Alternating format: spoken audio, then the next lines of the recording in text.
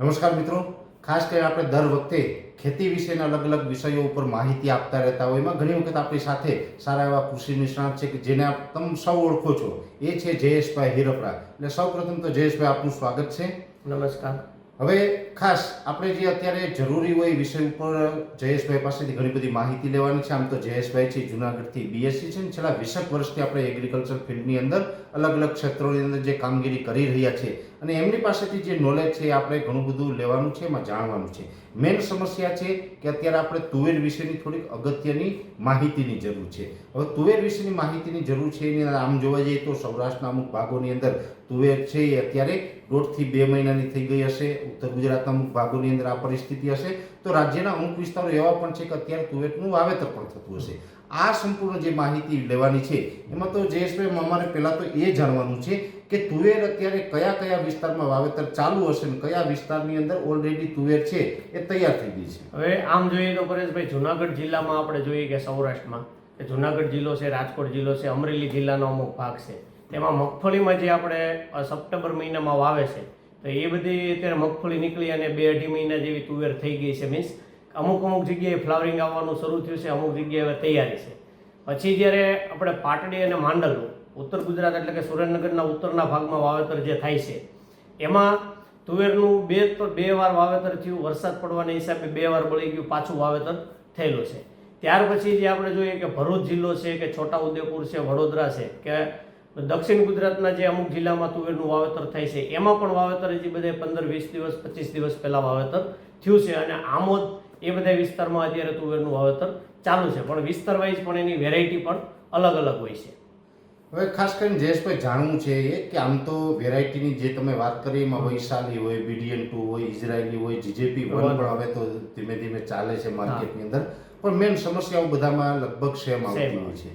હવે સૌ પ્રથમ આપણે વાત એ કરીએ કે જેનું તુવેરનું વાવેતર હજુ થયું છે અથવા તો કરી રહ્યા છે એને કેવા પ્રકારના ખાતરો અત્યારે આપવા જોઈએ અને જે લોકોને ઓગસ્ટ મહિનામાં વાવેતર થઈ ગયું છે એ ખેડૂત ભાઈઓ અત્યારે તુવેરને ખાતર આપવાનું તો ખાતર પહેલા તો પાયાની અંદર અત્યારે આપણે કયું આપવું? જો કોઈ પણ પાકમાં પરેશભાઈ ઉત્પાદન લેવું હોય તો પોષણ છે ને એ બહુ અગત્યની વસ્તુ છે. પોષણ જેટલું સમયસર અને યોગ્ય પોષણ આપવામાં આવશે તો જ ઉત્પાદન વધારે મળશે. તો તુવેર છે એ ફેબેસી ફેમિલીમાં એટલે કે સિમ્બિકુળની વનસ્પતિમાં આવે છે કે જેમાં રાઇઝોબિયમની મૂળ ગંડિકાઓ હોય છે કે જે હવામાંથી નાઇટ્રોજનનું સ્થાપન પોતાની રીતે કરતા હોય છે. જેમ કે મગફળી છે એ સિમ્બિકુળ છે, બીજા કઠોળ પાક છે એ સિમ્બિકુળના છે. તો એમાં નાઇટ્રોજનની એટલી બધી આવશ્યકતા રહેતી નથી, ન આપે તો પણ ચાલે. પણ ફોસ્ફરસ છે, પોટાશ છે, મુખ્ય તત્વોમાં એની વધારે જરૂરિયાત હોય. અને એમાં જે આપણે જુનાગઢ જિલ્લામાં મગફળીની વચ્ચે જે તુવેર વાવેલી છે તો મગફળીએ પણ ફોસ્ફરસ અપટેક કરેલું હોય છે, નાઇટ્રોજન ફિક્સેશન કરેલું હોય છે. તુવેર પણ નાઇટ્રોજન ફિક્સેશન કરે છે એટલે કે સ્થાયી કરે છે અને ફોસ્ફરસનો અપટેક કરે છે. એટલે વધુ પડતું ફોસ્ફરસ અપાય એ પ્રમાણે ખાતર આપવું જોઈએ. એમાં ખાસ જોઈએ તો આપણે કે DAP છે, 12-32 છે, 20-20 છે, 12-32-16 છે, 12-32-6 છે આપી શકે. પણ એ ના મળતું હોય, શોર્ટેજ હોય. હા, એ સમસ્યા એ જ છે સાહેબ કે દાખલા તરીકે DAP છે, NPK છે, હવે આ ખાતરો તો અત્યારે મળતા નથી. મળે તો ઠીક છે, કારણ તમે DAP NPK આપણે વાપરી શકાય. કદાચ ન મળે તો પછી સિંગલ સુપર ફોસ્ફેટ અત્યારે 520 કે 540 રૂપિયાની થેલી આવે છે. 16% એમાં ફોસ્ફરસ આવે છે. એ ઉપરાંત કેલ્શિયમ અને સલ્ફરનું પણ પ્રમાણ એમાં આવે છે. તો 1 એકરે 25 કિલોથી લઈને 50 કિલો સુધી સિંગલ સુપર ફોસ્ફેટ નાખી શકાય. ત્યાર પછી મ્યુરેટ ઓફ પોટાશ એટલે કે પોટેશિયમ ક્લોરાઇડ પણ આપણે 1 એકરે 20 થી 25 કિલો નાખી શકાય. પછી લાંબા ગાળાનો પાક છે અને સંપૂર્ણ બેલેન્સ તરીકે જોઈએ તો કે મુખ્ય તત્વ આપણે ફોસ્ફરસ અને પોટાશ આપ્યા.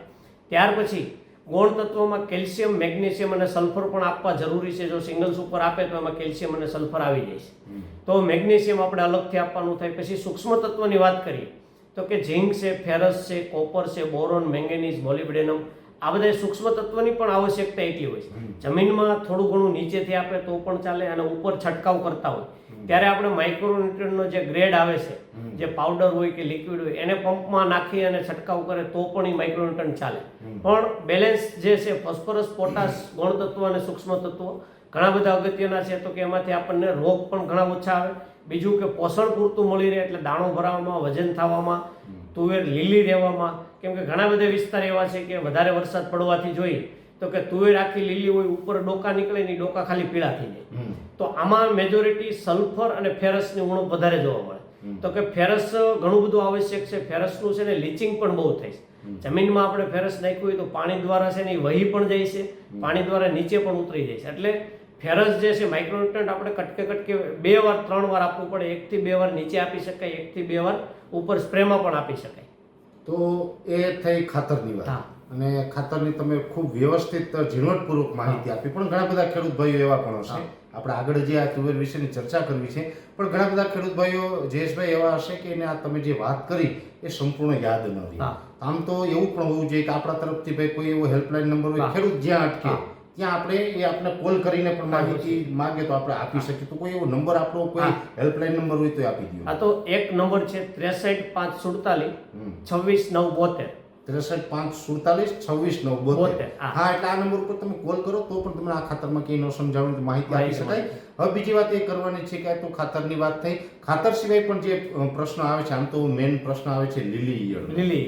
અને બીજું કોઈ જે પેસ્ટ આવતી હોય તો એના માટે આપણે આગળ ઉપર શું કરવું જોઈએ એના વિશે થોડીક ટૂંકમાં માહિતી. ટૂંકમાં આપણે રોગ જીવાતની વાત કરીએ તો કે જીવાતમાં અત્યારે જે સમસ્યા છે કે રીફ લોરર, એટલે કે પાનને ભેગા કરી દે, જે બાવા ઝાડા બાંધી જાય. તો એના માટે અત્યારે જે મોટી 2-2.5 મહિનાની તુવેર થઈ ગઈ, એમાં 4 થી 5 પાન દરેક છોડે બંધાઈ ગયેલા.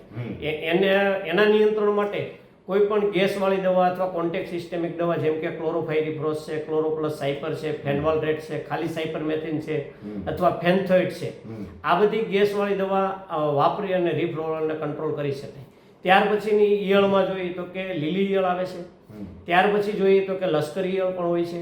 અને આ ઈયળ છે તો એને આપણે ઇમામેક્ટિન બેન્ઝોઇડ જે છે એનો ઉપયોગ કરી અને પણ આપણે નિયંત્રણ. ઇમામેક્ટિન 1.9 પણ ચાલે, 5% WG પણ ચાલે, પછી ઇન્ડોક્ઝા કાર્બ છે એ પણ ચાલે, નોવલ્યુરોન પણ ચાલે. એટલે ઘણા બધા મોલેક્યુલ એના માટે છે.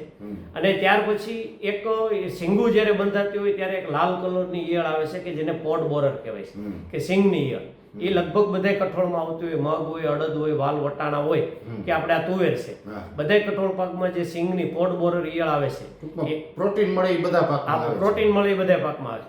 એના નિયંત્રણ માટે પણ ઇમામેક્ટિન 1.9% છે કે ડેલ્ટામેથ્રિન 2.8% EC છે, અથવા બીજા પણ જે મોલેક્યુલ આવે છે એનો ઉપયોગ કરી અને એનું લાંબા ગાળાનું નિયંત્રણ આપણે કરી શકીએ. હવે આ જીવાત થઈ. હવે રોગની વાત કરીએ તો મેજોરિટી જ્યાં તુવેરવાળાની તુવેર જે વિસ્તારમાં થાય છે, ખાસ કરીને દક્ષિણ ગુજરાતમાં, તો ત્યાં દિવસે દિવસે ફ્યુજેરિયમ વિલ્ટનો પ્રશ્ન વધતો જાય છે, એટલે કે સુકારાનો.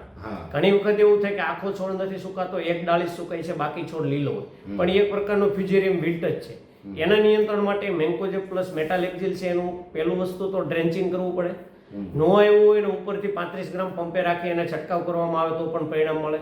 ત્યાર પછી મેન્કોજેબ પ્લસ સાઇમોક્ઝેલિન છે એ પણ 35 ગ્રામ રાખી અને એનો છંટકાવ કરી શકાય. એઝોક્સ્ટ્રોબિન પ્લસ ક્લોરોથેનોલે મીન્સ એક કોન્ટેક્ટ ફૂગનાશક અને એક સિસ્ટેમિક ફૂગનાશક, એટલે કે એક સ્પર્શી અને એક આંતરપ્રવાહી 2 ફૂગનાશકનું કોમ્બિનેશન જે આવે છે એનો છંટકાવ કરવામાં આવે તો એમાં આપણને સુકારામાં રાહત મળે છે. પહેલું તો ડ્રેન્ચિંગ. અને જો એમાં જૈવિકમાં જવું હોય તો ટ્રાઇકોડર્મા અને સ્યુડોમોનાસ જે બેક્ટેરિયા છે એનું થડે ડ્રેન્ચિંગ કરવું.